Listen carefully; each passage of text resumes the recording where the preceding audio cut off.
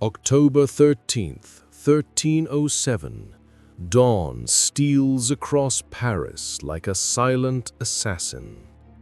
Before the city can even stir, armored riders thunder through its streets. The king's men break through oak doors, storming the Templar commandery. Inside, Europe's most feared and revered brotherhood, the Templar Knights, awaken to betrayal. Once they were God's chosen sword, warrior monks who bled for Christ in the Holy Land. They guarded pilgrims on perilous roads, and in time guarded something far greater, the wealth of nations. From dusty Jerusalem to Parisian vaults, they built the medieval world's first international bank, a network so vast that kings borrowed from their coffers and popes feared their influence. But power has a price. King Philip IV of France, drowning in debt to these very knights, found his solution not in repayment, but in ruin. At his word, hundreds of Templars were seized, tortured, and forced to confess to unspeakable sins: heresy, idolatry, sorcery. Truth or fabrication, it didn't matter. The verdict was written before the trial began. And so the flame was lit. Jacques de Molay, last Grand Master of the Temple, bound in chains, stands before Notre Dame. As the flame climbs his robes, he cries out a curse. Pope Clement, King Philip, before the year is out, I summon you to God's judgment. Both would be dead within months. Coincidence or divine retribution? This is not just a story of knights and crusades. It's the story of how faith became finance, how loyalty became leverage, and how the mightiest order in Christendom fell by the sword of its own success. So draw your blade and steady your faith, for tonight we uncover the Knights Templar, Crusade, Wealth, and Downfall. Part 1. Setup. Humble origins and holy endorsement. Jerusalem, 1119. The Holy Land still smolders from the First Crusade's triumph 2 decades prior. Pilgrims flood the newly conquered Kingdom of Jerusalem, barefoot, praying, clutching relics, only to vanish on the perilous roads that snake through banded territory. The war for Christ's tomb may be over, but the road to it remains a battlefield. From this chaos steps Hugues de Payenne, a minor French knight with a vision burning brighter than his sword. With 8 fellow warriors, he takes a vow before God, not to seek gold or glory, but to guard those who cannot guard themselves. They call themselves Pauperes Commilitones Christi et Temples Solomonici, the poor fellow soldiers of Christ and of the Temple of Solomon. Their quarters? The Al-Aqsa Mosque, then believed to stand atop the ruins of Solomon's ancient temple, the very heart of sacred history. From that sanctified ground they would take their name, the Templars. At first, they were little more than a curiosity, 9 knights with no wealth, no banners, and no recognized rule. But in 1129, everything changed. At the Council of Troyes, their mission was blessed by none other than Bernard of Clairvaux, the era's spiritual titan. His fiery sermon in praise of the new knighthood painted them as divine instruments, warriors whose swords served heaven itself. Then came the papal seals. Omne datum optimum, 1139, a charter from the Pope granting the Templars independence from kings and bishops alike. They could collect tithes, build chapels, and answer to no one but the Pope himself. The results were explosive. Recruits poured in, sons of nobles trading silk for sackcloth, banners for the Red Cross. Donations flooded their coffers, estates from England, vineyards from France, castles from Spain. By mid-century, the once poor knights commanded fortresses like Crac de Chevalier and Tortosa, their white mantles flashing across the Levant like holy fire.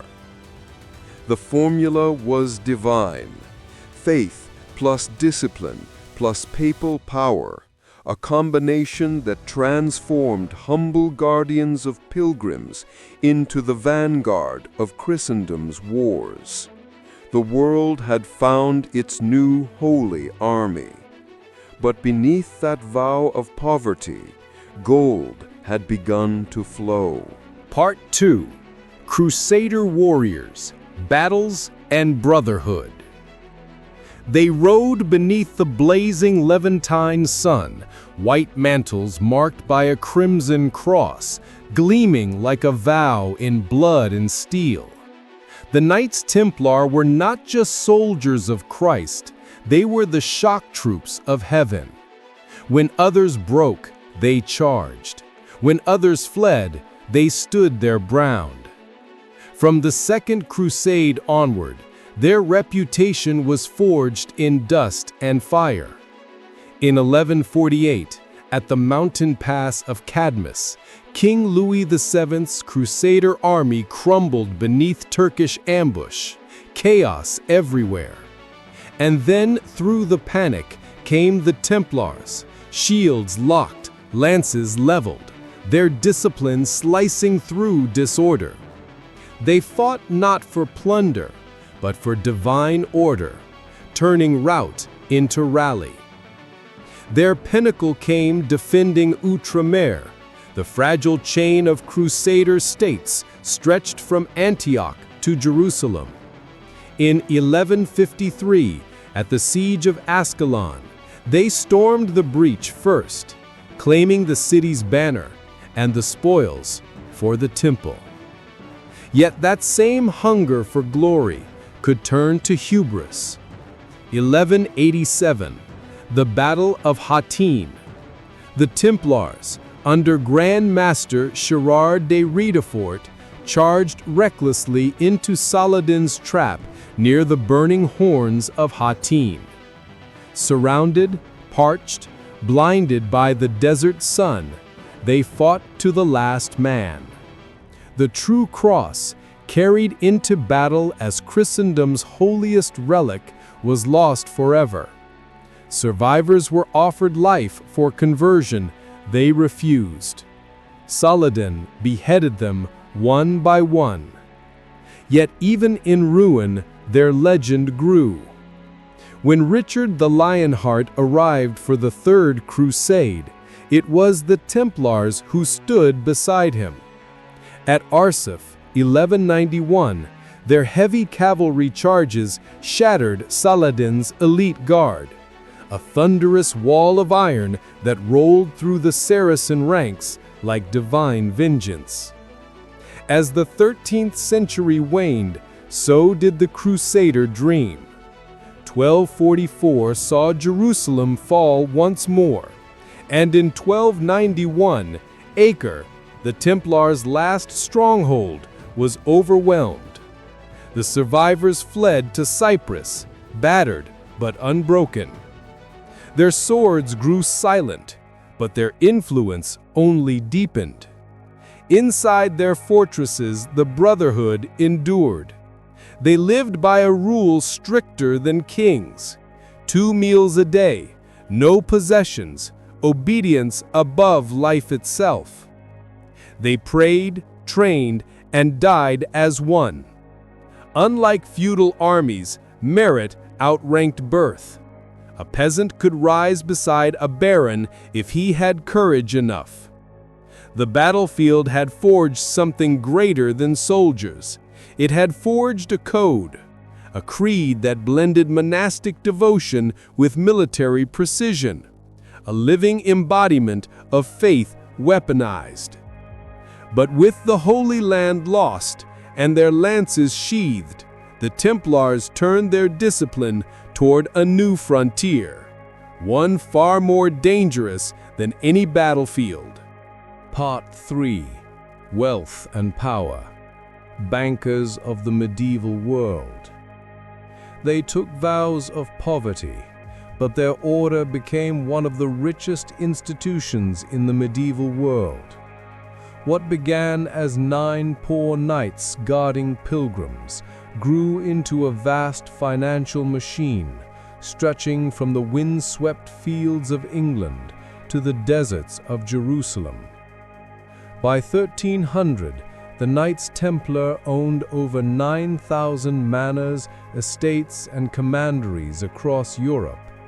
Every plough, vineyard, and mill they controlled was another coin for the temple, another fortress built, another horse armed for crusade.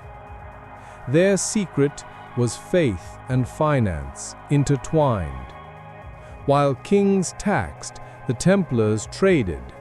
Grain, wool, spices, and even ransomed nobles flowed through their ledgers.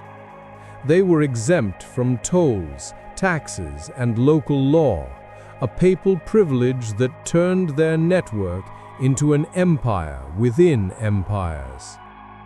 But their true genius lay not in the sword, but in the scroll. They pioneered what we now call banking.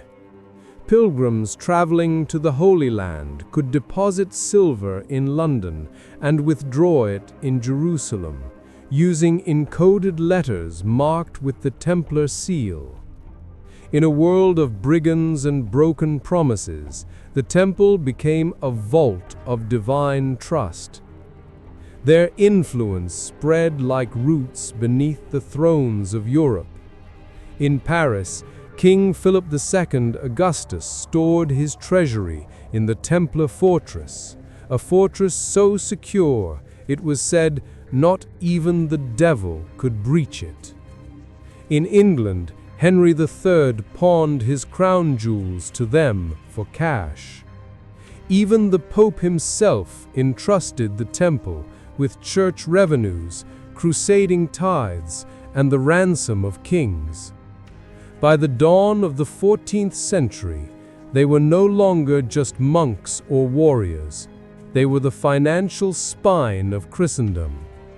They built fleets, minted coins, and whispered in royal chambers. Their Paris temple was a state within a city, its vaults guarded by silence and fear. And with every coin deposited, every debt collected, the balance of power shifted.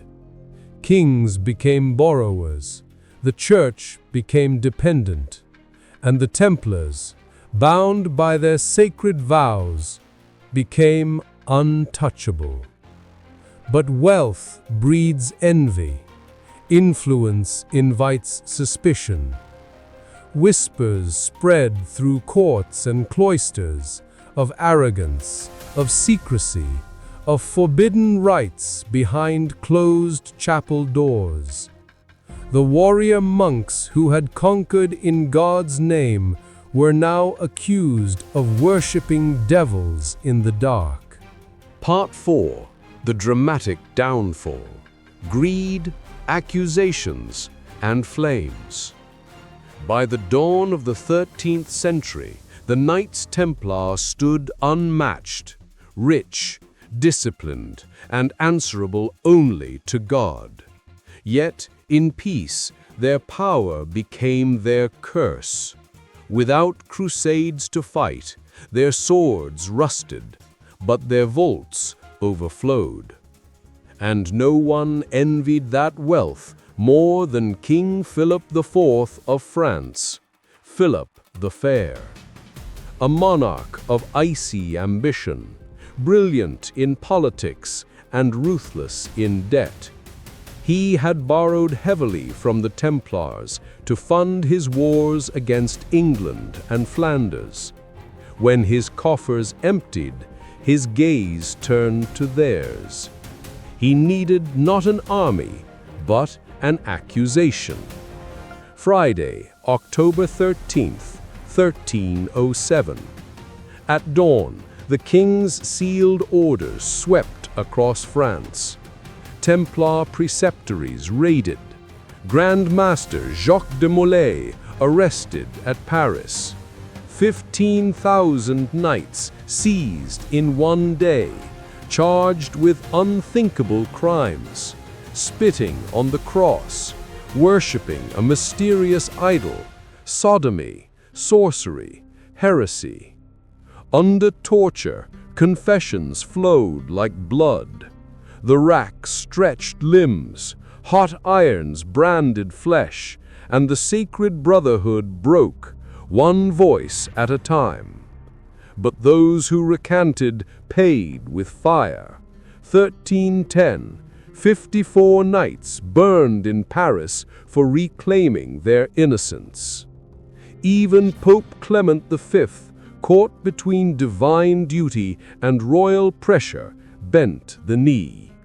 His bull, Vox in Excelso, 1312, dissolved the order, transferring its wealth to the Knights Hospitaller, at least on parchment. In truth, Philip kept much for himself. And so, the mightiest order in Christendom vanished, not in battle, but in bureaucracy and betrayal. March 18th, 1414. On the Ile de la Cité, two aged knights, Jacques de Molay and Geoffrey de Charnay, were led to the stake. As flames licked skyward, de Molay's voice rang through Paris. Pope Clement, King Philip, within a year you shall both stand before God's judgment. The crowd trembled. Within months, Clement died of illness. By year's end, Philip fell dead on a hunt. Coincidence or curse? History would never decide.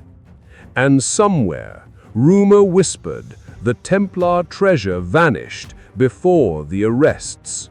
Gold, relics, perhaps the Grail itself, spirited away to Scotland, to Cyprus, or into legend. The temple was gone, but its myth had only begun. Part 5. Aftermath and Legacy, Myths and Modern Echoes. When the fires of March 1314 died down on the Ile de la Cité, the order of the Knights Templar was gone, or so the kings and popes thought. But power never truly burns to ash. It just changes form. Across Europe, survivors melted into the mist of legend. In Portugal, King Dinis rebranded them as the Order of Christ, their red cross reborn on sails that carried explorers like Henry the Navigator across uncharted seas.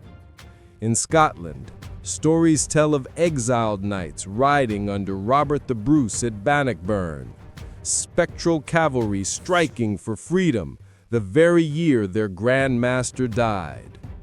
In Spain, their castles became outposts for the Reconquista, and across the continent, their knowledge in fortification, finance, and faith endured.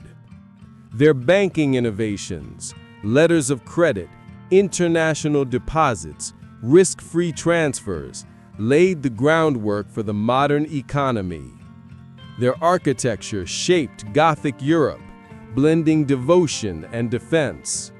and their symbolism, the Red Cross and twin horsemen, became eternal icons of sacrifice and brotherhood. But the myths grew faster than their memory. Friday the 13th, cursed in their name. Roslyn Chapel, whispered to hold their treasures. Temple Mount, rumored to conceal relics they found beneath Solomon's ruins. Their ghosts march from scripture to conspiracy. The Holy Grail, the Ark of the Covenant, the bloodline of Christ, all tethered to a brotherhood long dissolved, yet never forgotten. But beneath the legend lies a harder truth. The Templars fell not from heresy, but from envy. Undone by kings they once bankrolled, and a church that feared its own creation. Their rise embodied the fusion of faith and power.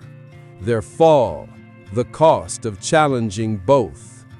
Their legacy is everywhere, in every bank ledger, every secret society, every whispered tale of lost knowledge. They taught the world how to wage war, manage wealth, and inspire myth, how to build empires with faith as currency. Conclusion.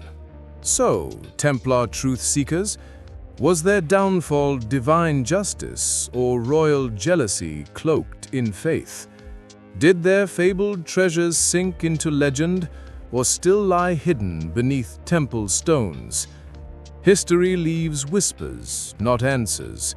But one thing's certain, the order that crusaded for Christ became martyrs to power. Their ashes scattered, yet their legacy immortal. If this knightly epic of courage, conspiracy, and collapse enthralled you, like, subscribe, and ring the bell for more medieval mysteries reborn from the dust of time. This was the Knights Templar, the brotherhood that crusaded, cashed in, and crashed. Until next time, keep your vows true and your secrets guarded.